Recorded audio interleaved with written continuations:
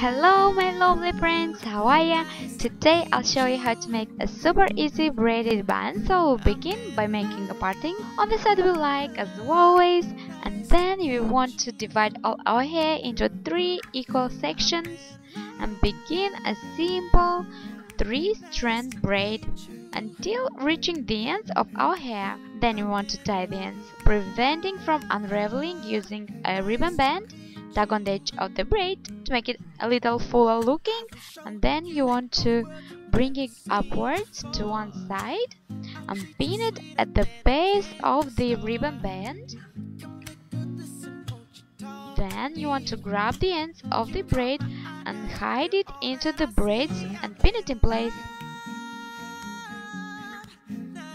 Then I'll stretch a little bit braided bun and pin it in place over the band, so I'll hide it.